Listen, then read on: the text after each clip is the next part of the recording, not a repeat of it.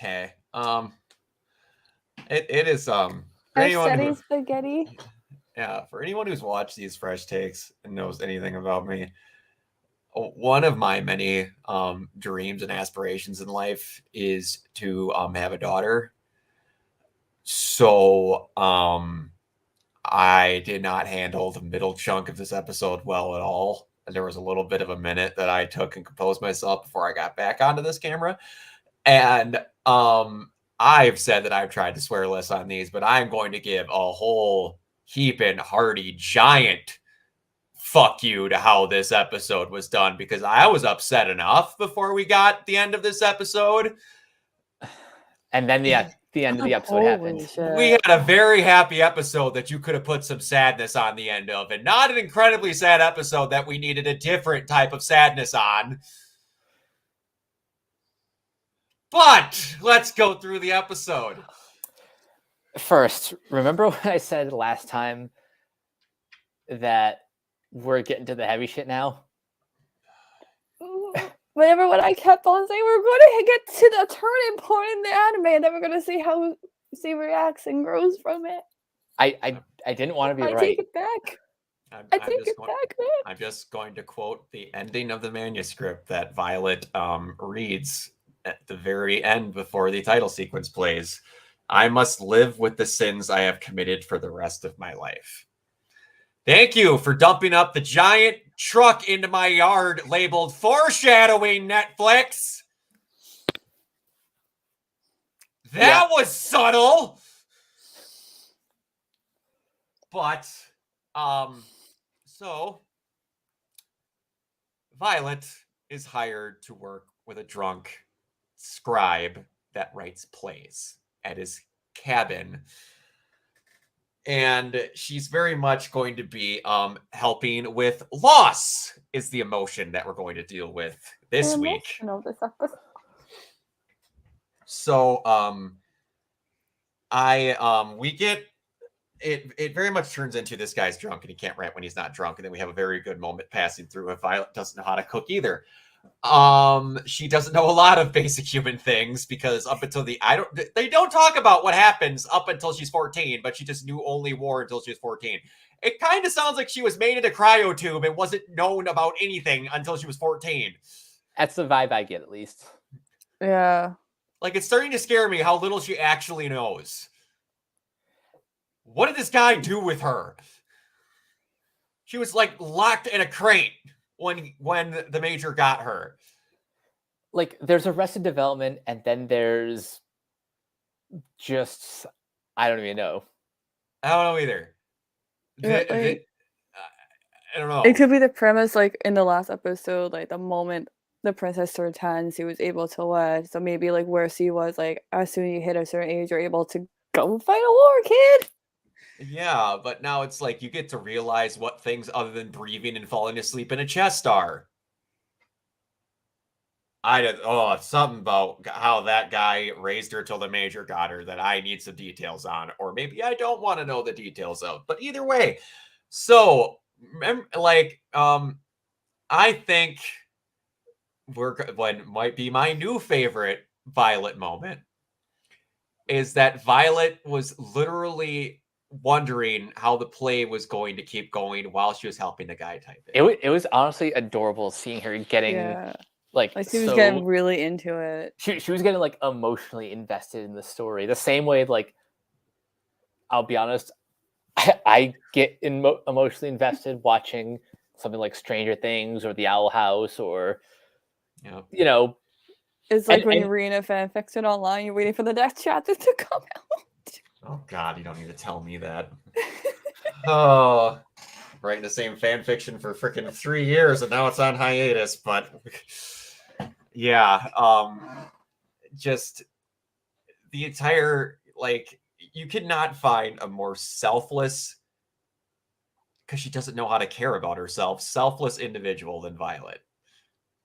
And unintentionally selfless.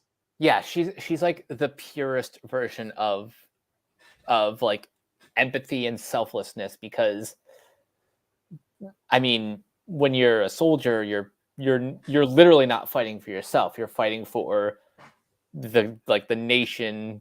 You're For you're the fighting for a cause. flag, so you're Mhm. fighting for a mass amount of people.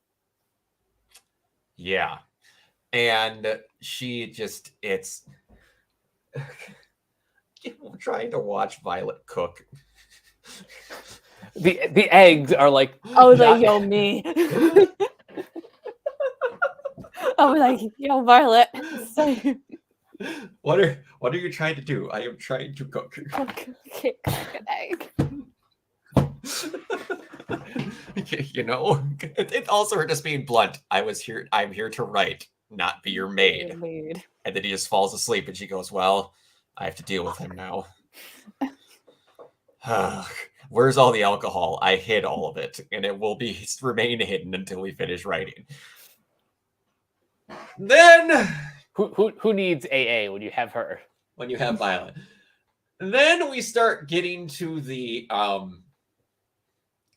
we were going to break Brock's heart without letting him know we were going to break Brock's heart into a million tiny itty bitty pieces. So we start getting in like that he's clearly talking about this little girl named Olive that needs to go on this magical adventure to find her way home to her dad. Which, realistically, we find out that he's basically hoping that he could somehow, in some way, write a tale about his daughter, Olivia, coming back to him, which she never does in real life. Because she dies of unknown sickness. Illness. I'm gonna assume it's cancer. Yeah, that's what I thought too. Like I said something, I was like, oh my god, that fucking cancer. Like they never explicitly say it, but I recognize how it looks. Yeah, and it's like, and it's I'm like, how long do we think this was? Because she was rather young, and it looked like she aged a little bit while she was sitting in the chair, while she was in that shot in the chair with him. Yeah. And I don't know if it was like, and he took her home to spend her own time to spend with him. And that whole, man, I was legit dying during the I want to skip across the lake. I'll use the wind to help me go across. I'll show you one day, Dad. Yeah. Oh. And then flipping out about the parasol and all that because Violet looks just like her. And I was just like, man, they should write about that. The story. I'm like, that'd be really cool to enter that in the story. And then they actually have Violet do it. Oh yeah, Oh. that was the gut punch. Yeah, like that scene is the only scene I saw like before watching it because a lot of people use that whole like scene as an example. Like when they were talking about the animation studio and what happened to it, they always just showed that image, and like I don't understand why. And I saw it because Mike posted it on his Twitter about how he's finally watching Violet Evergarden, and the point of her landing on the leaf with her boot and the circle going around it was what he put on his Twitter. That is one of the most beautifully animated single 5 frames of animation that will ever be committed to anything.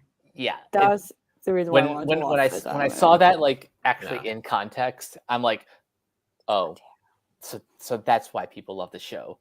This is the reason. Like this is the moment why. This is single-handedly my favorite and least favorite episode of the entire show.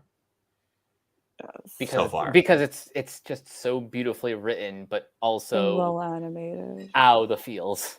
Mm-hmm. And them figuring out how to, oh my gosh, just them at the end were like, well, we can't have her get across. We'll do whatever. And he's just like, well, that's not how parasols work. Sure. And he like, it's just re-explaining to his daughter again in his mind of her across about how it could actually work.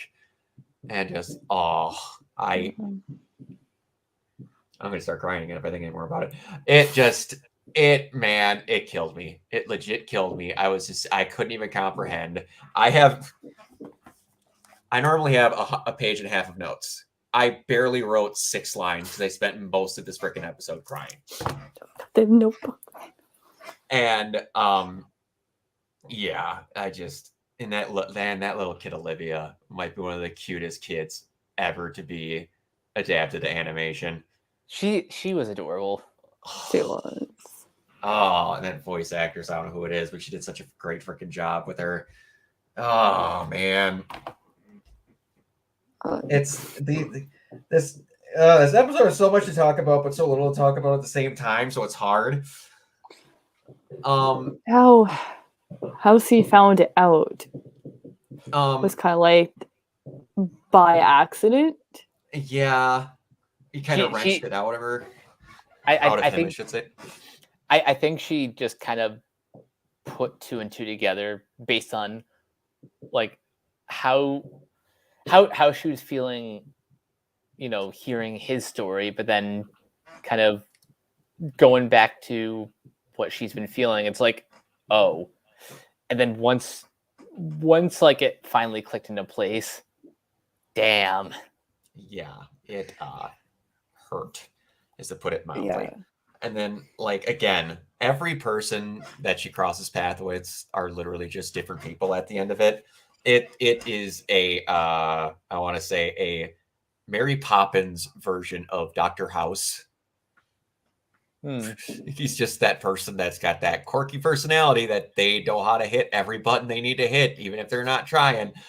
But yeah, oh god. And then I was like, man, that was the most sad but satisfying episode that we've gone through.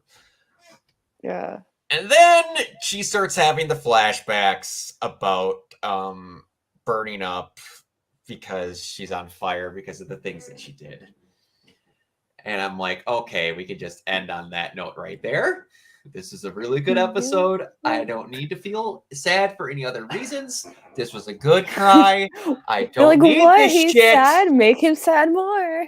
I don't need it. And we just we get back, and it's just she has a great moment where she meets the people from the Evergarden house. She's like, I'm so sorry I was mean and all this. She's just like, yeah, it's just like hopefully all that could go, and then like we knowing that he's resting in peace, and just like, and then they're like, wait, you don't what?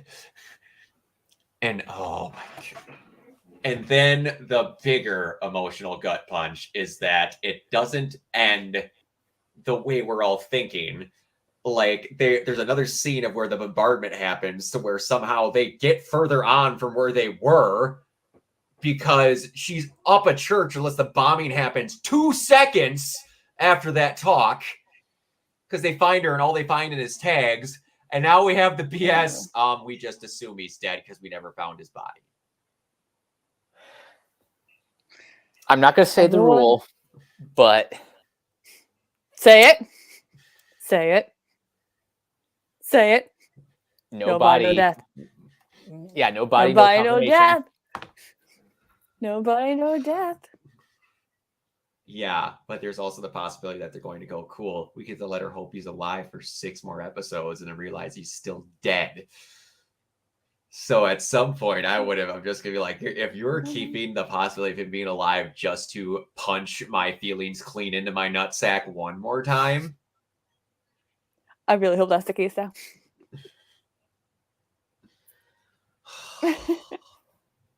We actually got to see Violet legitimately upset with this stuff. Yeah. Character growth. And if we get another, it's been 1.5 years since she started at the company, so we don't need to talk about this again. Yeah, well, if you think about it, it's been about 1.5 years. Like, so he found out 1.5 years later that, like, he could be possibly dead. Oh, I get that, but I'm just like, if in the next episode we're like, cool, we're not going to have her emotionally deal with that right now. We're going to go 3 months into the future and have not discussed that like we did with the last episode. I'm going to be like, no, I feel like they have to. I feel like it's going to be kind of like Gurren. Like, we're just going to see her, like, spiral down a bit, and then someone, like, kind of, like, slaps her, like, no, pick yourself back up. I hope it's Iris and everybody else at the company, because it'd be really nice to get those girls some more screen time, because they kind of were there for 3 and then they're like, yeah. Plot twist, it's Leon. I would lose my shit if Leon came back and was like, I heard you were upset. He was like, yo, I heard that guy. I heard you were saying spaghetti. We just scoot on into your DMs real quick. No. Leon's a good, classy man, and he wouldn't do that. But yeah, I'm not ready to see Violet emotionally disposed now that she's figuring out what emotions are and she can feel them. I'm not ready for that. Me either. But I don't have a say in that matter. So we're just going to go on to the next episode. And then it'll be a giant cliffhanger for another week.